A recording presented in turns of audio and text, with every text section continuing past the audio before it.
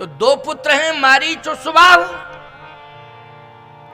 इसका मतलब है कि दुरासा रूपी राक्षसी ने दो राक्षसों को जन्म दिया है। एक तो है दोष और दूसरा है दुख, मारीच और सुबाहु। मारीच है दोष और सुबाहु है दुख। मारीच बड़ा भाई है, सुबाहु छोटा भाई है। दुरासा ने दोष और दुख को जन्म दिया। अच्छा, जिसके जीवन में दुरासा आ जाती है, दोष अपने आप आ जाते हैं कि नहीं आ जाते हैं? और दोष जब अपने आप आ जाते हैं तो दुख पीछे से अपने आप ही चला आता है। दुख को बुलाने की जरूरत नहीं पड़ती है। जिनके जीवन में दोष हैं, निश्चित रूप से दुख उनके जीवन में आया ही आया है। दोष आते ही दुख आता है। आप कहोगे स्वामी जी प्रमाण कुछ, तो प्रमाण दे रहा हूं। एक व्यक्ति परेशान है, उदाहरण दे रहा हूं, सुनते जाना। एक व्यक्ति परेशान है, डॉक्टर के पास गया। डॉक्टर साहब बहुत बड़ी परेशानी आ गई है, उसको दूर कर दो। डॉक्टर ने कहा पहले ये बताओ परेशानी क्या है? परेशानी यह है कि खांसी आती है और खांसी के कारण नींद नहीं पूरी हो पाती है, और नींद ना आने के कारण शरीर में गर्मी बढ़ती जाती है। गर्मी बढ़ने के कारण भूख मरती जाती है।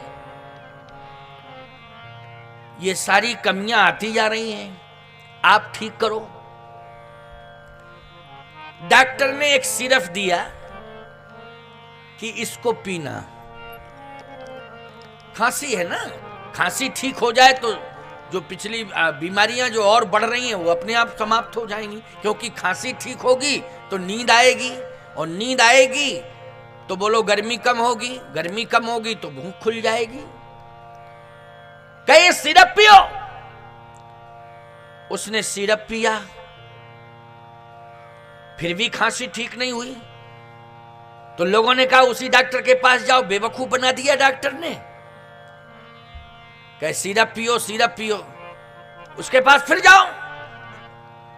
डॉक्टर के पास पुनः गया। डॉक्टर साहब खांसी ठीक नहीं हुई, कहा दूसरा सिरप ले जाओ। ये थोड़ा चेंज कर दिया उसने, लेकिन वो दूसरा सिरप जो चेंज किया था उसको भी पी लिया, फिर भी खांसी ठीक नहीं हुई। तो लोगों ने कहा उस डॉक्टर का चक्कर छोड़ो, दूसरी डिस्पेंसरी पर जाओ, कोई होशियार डॉक्टर के पास जाओ। वो मूर्ख डॉक्टर है, ठीक नहीं है, दूसरे के पास जाओ। दूसरे के पास गया, तीसरे के पास गया। जितने शहर में डॉक्टर थे कोई बचे नहीं, लेकिन खांसी ठीक नहीं हुई। तो कहा एक काम कर, इस चक्कर में मत पड़, लखनऊ जा सीधा।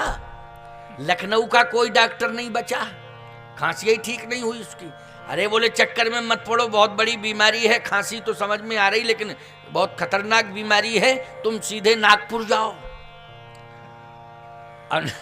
नागपुर के जितने डॉक्टर थे कोई नहीं बचे, खांसी ठीक ही ना हो गए। कहे बंबई जाओ, कलकत्ता, कोई शहर नहीं बचा, महानगर नहीं बचा। यहां तक ये कंडीशन आ गई कि जमीन जायदाद भी नहीं बची। डॉक्टरों के चक्कर काटता रहा, जमीनें बिकती गई, धन दौलत सब समाप्त, कुछ नहीं बचा। बड़ी समस्या। एक महात्मा पहुंच गए गांव में। जैसे गांव में महात्मा पहुंचे तो जो व्यक्ति खांसी का शिकार हुआ था, जमीन जायदाद बेचने के बाद भी उसकी खांसी ठीक नहीं हुई, तो महात्मा के चरणों में गिर गया। कहे महाराज या तो मौत दे दो या खांसी दूर कर दो। महात्मा बोले क्या हम डॉक्टर हैं जो खांसी ठीक कर दें और मौत दे दें? क्या हम जमराज के सेक्रेटरी हैं कि हम मौत देते रहते हैं? फालतू की बात क्यों करते हो, हटो यहां से। दिमाग खराब करने चले आए। क्या रे, बड़ी परेशानी। रोने लगा, कहता है कि महात्मा जी अब तो मैं मरूंगा।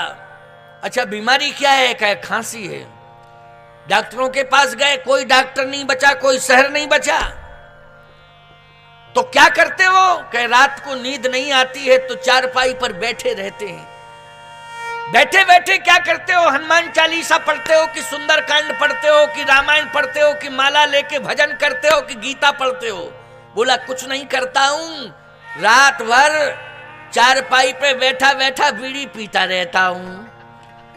क्यों भाई, ये खांसी जिंदगी में कोई डॉक्टर समाप्त कर पाएगा? बोलो, बीड़ी पीने वाला दोष जब तक बरकरार रहेगा, खांसी रूपी कष्ट क्या समाप्त हो सकता है? जल्दी बोलो, खांसी रूपी कष्ट जाएगा? ये बीड़ी वाला दोष पहले दूर हो जाए तो खांसी वाले दुख का अंत अपने आप हो जाएगा। प्रयास नहीं करना पड़ेगा। हमारे जीवन से दोष अगर दूर हो जाए तो दुख का अंत अपने आप हो जाएगा। और प्यारे विश्वामित्र जी महाराज के जीवन में यही तो दोष था कि वो स्वयं यज्ञ कर रहे हैं लेकिन किसी को आमंत्रित नहीं कर रहे हैं, किसी भी संत का आवाहन नहीं किया उन्होंने यज्ञ में। और बोलो, वशिष्ठ जी महाराज ने आवाहन किया कि नहीं किया? प्रमाण मिला। और जब संतों का सम्मान यज्ञ में हुआ तो यज्ञ से भगवान प्रकट हो गए। बोलिए भक्तवत्सल भगवान की। भगवान प्रकट हो गए। अब विकल्प क्या है? विश्वामित्र जी ने सोच लिया कि निश्चित रूप से बिना भगवान के यज्ञ सफल नहीं होगा, और भगवान अगर कृपा कर देंगे तभी यज्ञ सफल होगा। लेकिन मैंने सुना है कि अयोध्या में जो यज्ञ हुआ है उस यज्ञ से भगवान प्रकट हुए हैं। कल की कथा में बोलो, भगवान प्रकट हो गए ना, भय प्रकट कृपाला दीन दयाला, भगवान प्रकट हो गए हैं। तो विश्वामित्र जी ने कहा कि अब मुझे अयोध्या ही जाना चाहिए, अयोध्या जाना चाहिए। लेकिन सावधान, भगवान को प्राप्त करने के लिए अपने साथ भक्ति लेके चलो, अभिमान लेके मत चलना। क्या लेके चलना है? भक्ति लेके चलना है। भगत सहित मुनि आहुत दीने प्रगटे अग्नि चरु कर, भक्ति को साथ लेके चलो, अभिमान साथ लेके मत चलना। विश्वामित्र जी भक्ति साथ लेके जा रहे हैं, अभिमान साथ लेके नहीं जा रहे हैं। प्रमाण क्या है कि भक्ति साथ लेके जा रहे हैं, अभिमान का त्याग करके जा रहे हैं? मैं प्रमाण दे रहा हूं।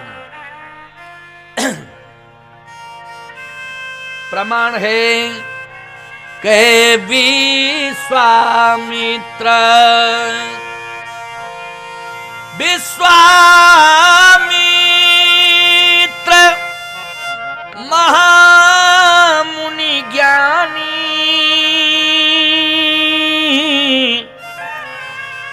बसहि विपिन शुभ आश्रम जानी।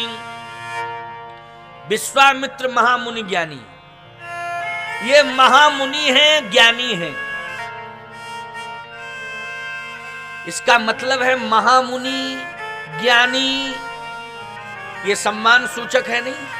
ये संबोधन किसके साथ जुड़ता है? सम्मान के साथ। विश्वामित्र महामुनि ज्ञानी। कौन जा रहा है? महामुनि ज्ञानी। कह नहीं, तब मुनिवर मन कीन विचारा। महामुनि नहीं, मुनिवर।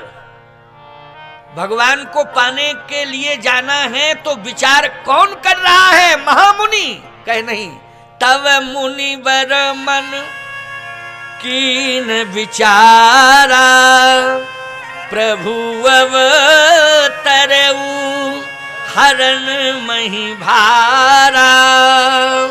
आप कहो यहां प्रमाण दो कि भक्ति को साथ लेके कैसे चले। प्रमाण दीजिए, भक्ति कैसे साथ गई? तो भक्ति साथ जा रही है। याहू मिस देखो पद जाई,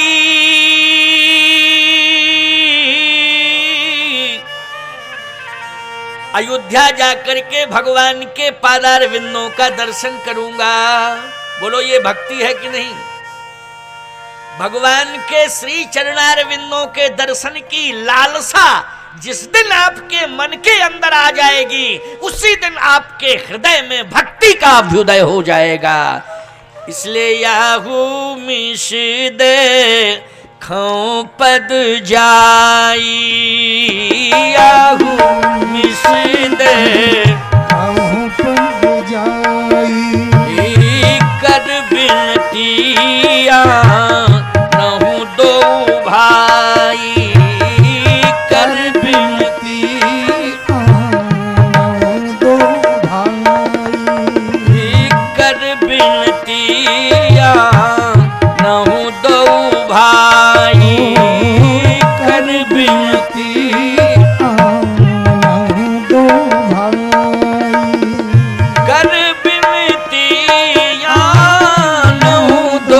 भाई, कर विनती आनहु दो भाई। कर विनती, प्रार्थना करूंगा। बोलो भाई, ये भक्ति के लक्षण हैं कि नहीं? सहजता, सरलता, विनम्रता जिसके जीवन में आ जाए, समझ लेना भक्ति का अंकुरण हो गया है। ये अवश्य समझना। सरल बनो।